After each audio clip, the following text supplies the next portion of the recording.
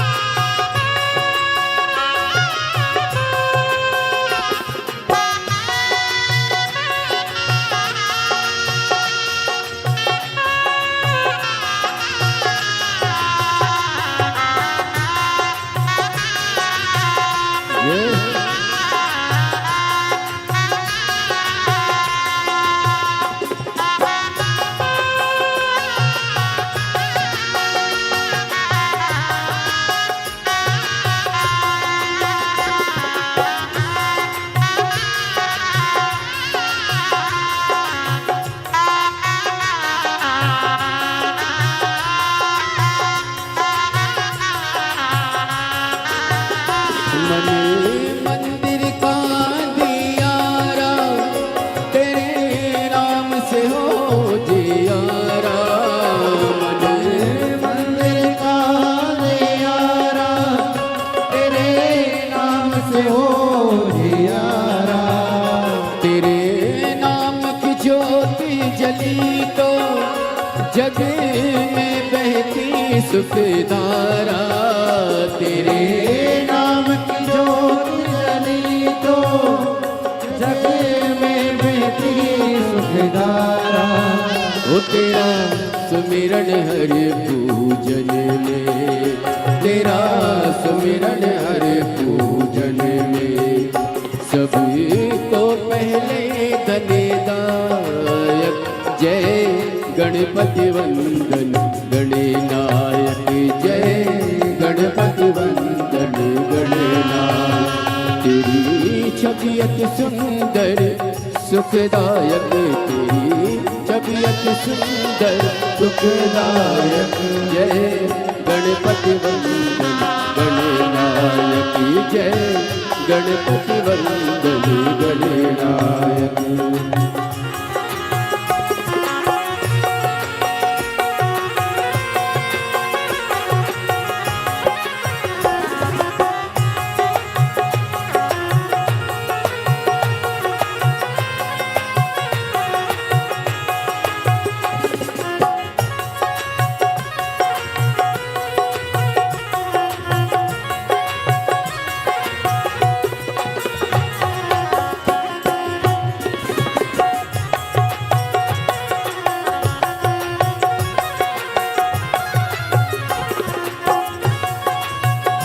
राधे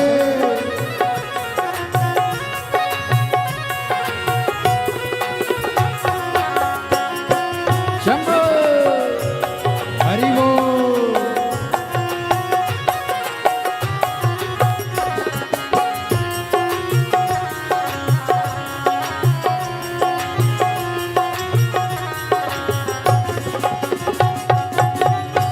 बोली गणेश भगवान। For this collaboration, I wanted to achieve the ease of ready-to-wear. Shiv भगवान की जय जय श्री राधे। सभी भक्तों को हर हर महादेव सौदा जय श्री कृष्णा। श्री शिवाय नमस्तुभ्यम।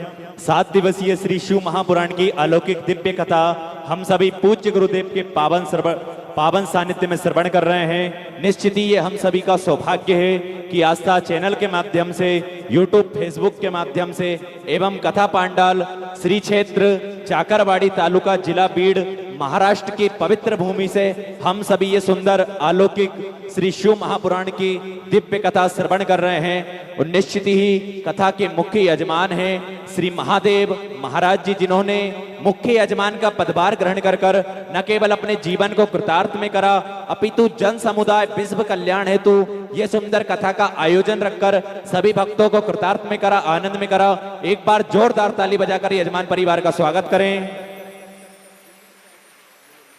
देखिए, जब तक जीव पर बाबा भोलेनाथ की कृपा न हो तब तक इस पृथ्वी पर, इस दुनिया में, इस संसार में कोई भी कार्य संभव नहीं हो सकता।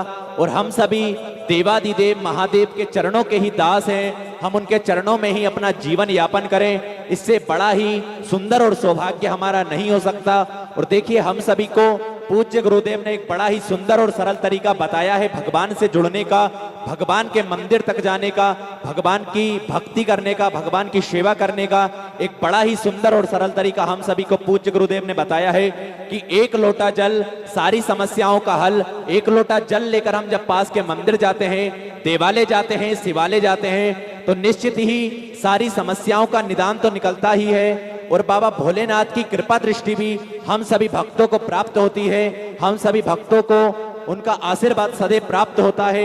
हम सभी भक्तों की झोली खुशियों से भर देते हैं। ऐसी ही कृपा दृष्टि सदैव बाबा कुबेरेश्वर महादेव, देवादिदेव महादेव की बनी रहती है। और देखिए, हम जब भक्ति करते हैं, भगवान पर विश्वास करते हैं, तो निश्चित ही हमारे सारे कार्य तो पूर्ण होते ही हैं। और हमारे जीवन में जो भी कष्ट आते हैं, जो भी विपत्ति हमारे जीवन में आती है, उन सभी कष्टों का देवादिदेव महादेव निवारणार्थम कर देते हैं। उन सारे कष्टों को भगवान देवादिदेव महादेव खुद स्वयं हर लेते हैं। ऐसे ही देवादिदेव महादेव बाबा भोलेनाथ की कृपा दृष्टि सदैव हम सभी को प्राप्त होती है। और देखिए, एक सुंदर लघु कथा आती है। एक ज्ञानचंद नाम का एक जिज्ञासु भगवान का भक्त था, जो कि हर समय भगवान की भक्ति में लीन रहता था। सुबह शाम हर समय भगवान की भक्ति ही करता था, भगवान की भक्ति में ही लीन रहता था। वो सुबह उठते से ही स्नान आदि करने के बाद वो भगवान की भक्ति में लीन हो जाता था, भगवान की भक्ति करता था। उसके तत्पश्चात ही अपने कार्य की ओर वो निकलता था। अपनी दुकान पर कार्य के लिए जब वो भगवान की भक्ति करने के बाद ही निकलता था, वो भी दोपहर तक भगवान की भक्ति करता था, जिसके बाद दुकान पर जाता था। और कुछ ही समय दुकान पर अपना कार्य करने के बाद वे पुनः दुकान बंद कर घर आता था, भोजन ग्रहण करने के बाद। और जो भी धन उसकी दुकान में थोड़े कार्य के पश्चात आता था, उसी धन से वो साधु संत एवं गरीबों की मदद करता था, साधु संतों को एवं गरीबों को भोजन करवाता था। वो दोपहर बाद अपनी दुकान भी नहीं खोलता था, अपनी दुकान पर भी नहीं जाता था। पर जो उस गांव के जो व्यक्ति थे, जो लोग थे, वो हमेशा ही उसको मूर्ख समझते थे। वो उससे यही शब्द कहते थे कि तुम महामूर्ख हो, कि जो भी धन अपनी दुकान में थोड़े समय आप दुकान चालू रखते हो, उसमें भी जो धन आता है, उस धन से आप साधु संतों को भोजन करवाते हो, गरीब लोगों की मदद करते हो, और अपने घर परिवार का गुजारा कैसे करोगे। तभी वो उन लोगों की बातों को न मानते हुए, उन लोगों की बातों को न समझते हुए, वो हमेशा ही भगवान की भक्ति करता था।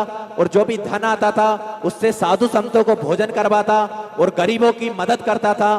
तभी उस गांव के नगर सेठ ने उस ज्ञानचंद को बुलाया और उसको एक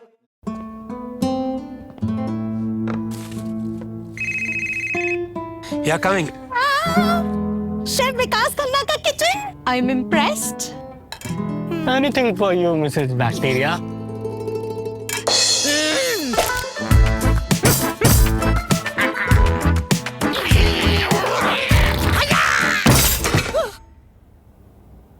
अरे बेटी, रोकना।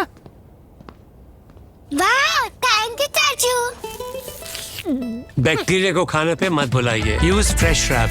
इसमें है फ्रेश लॉक शील्ड जो बैक्टीरिया की एंट्री रोके, जिससे खाना रहे फ्रेश घंटों तक। Fresh wrap by Hindalco.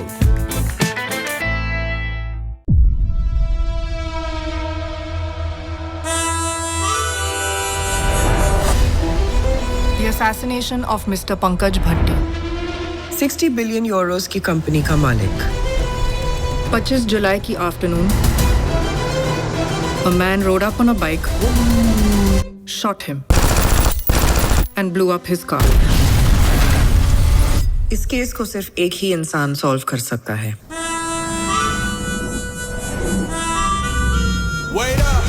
तो बेसिकली गोरों के लिए मैं हूँ शेरलॉक, देसियों के लिए व्योमकेश और मम्मी पापा के लिए करमचंद।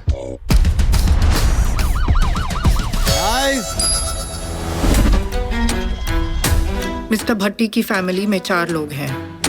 एक लड़का मेरे हस्बैंड को मार के उनकी विल फॉर्ज करके भाग गया है। उसे पकड़ लीजिए, केस खुद ब खुद सॉल्व हो जाएगा। I am the black sheep of the family. Dad मेरी जिंदगी थे। पैसा रिश्तों को बिगाड़ता है शांति। वैसे तो काफी तहजीब वाले थे, पर एक बार OMG, आप हम पर शक कर रहे हैं। ऐसे मामलों में मेरे ग्रेट ग्रैंडफादर कुछ कहा करते थे, प्यार और पैसों के लिए कोई भी किसी की भी जान ले सकता है। एक अच्छा डिटेक्टिव वो नहीं होता जो सही चाबी का पता लगा ले, वो होता है जो सही ताला ढूंढ निकाले। This makes no sense. You understand Hindi? I do. बहुत अच्छे।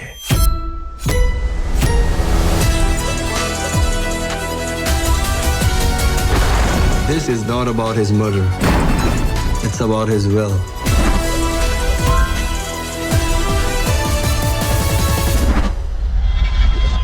लाल रंग में छुपा लाल रंग आसानी से नहीं दिखता।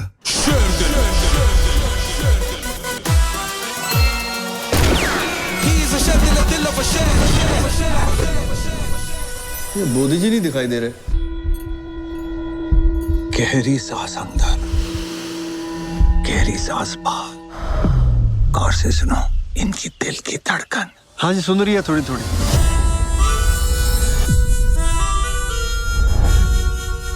Guys, I think I got it.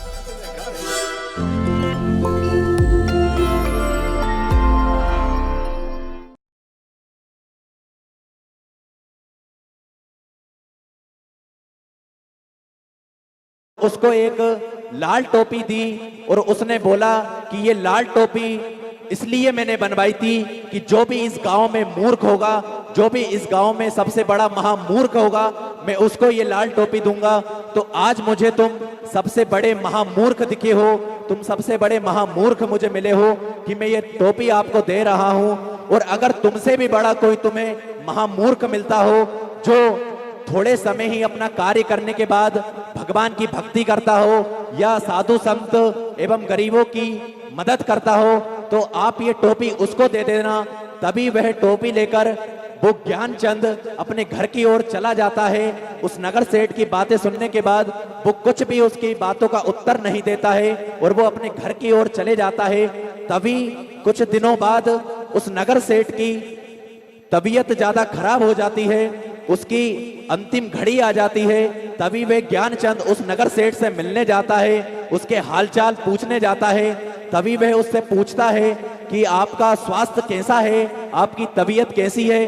तभी वह नगर सेठ उसको सुंदर जवाब देता है कि अब मेरे अंतिम समय आ चुका है, अब मेरे जाने का समय आ चुका है।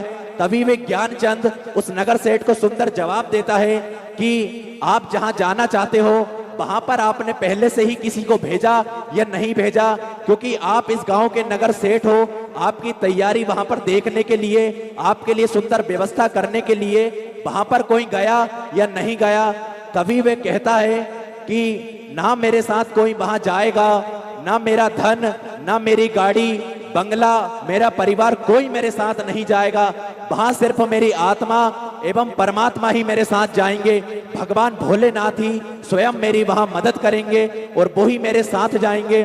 तभी वे ज्ञानचंद, जो लाल टोपी उस नगर सेठ ने उसको दी थी, वे लाल टोपी उसी व्यक्ति को देते हुए बोलता है कि अब मुझे लगता है कि मुझसे भी बड़े महामूर्ख आप हो कि आपने इतना धन कमाया, इतना बंगला बनाया, अपने घर परिवार को हमेशा खुश रखा, पर अब ना ही आपके साथ कोई धन आपके साथ जाएगा, ना कोई बंगला, ना कोई गाड़ी, ना आपका परिवार आपके साथ जाएगा।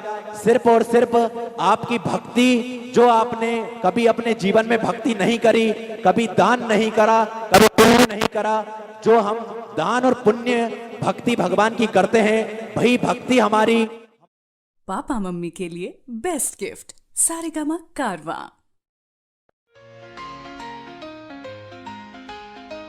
भक्ति हमारी हमारे साथ जाती है। हमारा धन गाड़ी बंगला परिवार हमारे साथ कुछ भी नहीं जाता।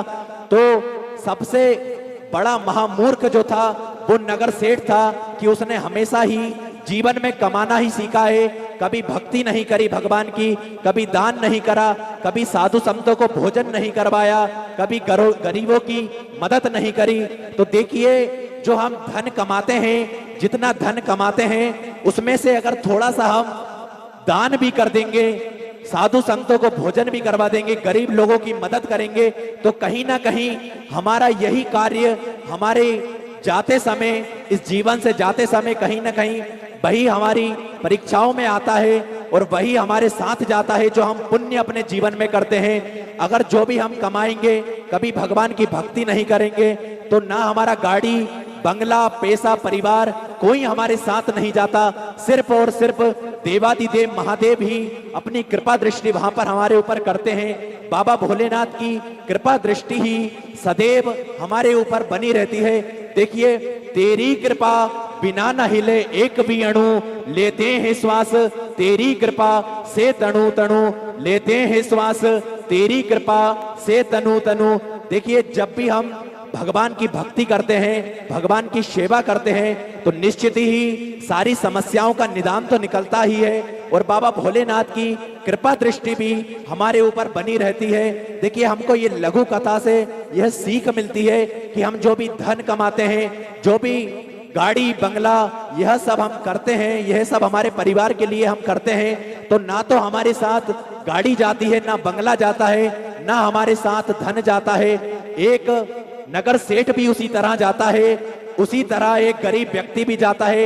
इसलिए हमारे जीवन में कहीं ना कहीं थोड़ा पुण्य हम कर लें, कहीं ना कहीं थोड़ी भक्ति भगवान की हम कर लें तो निश्चित ही बाबा कुबेरेश्वर महादेव, बाबा भोलेनाथ की कृपा दृष्टि हमारे ऊपर बनी रहती है। तो देखिए आप सभी को ज्ञात है कि सिद्धपुर नगरी सीहोर की पावन धारा पर जो कि विशाल कुबेरेश्वर धाम की स्थापना होने जा रही है, जो कि 12 ज्योतिर्लिंग के मध्य में केंद्र में स्थापित होगा।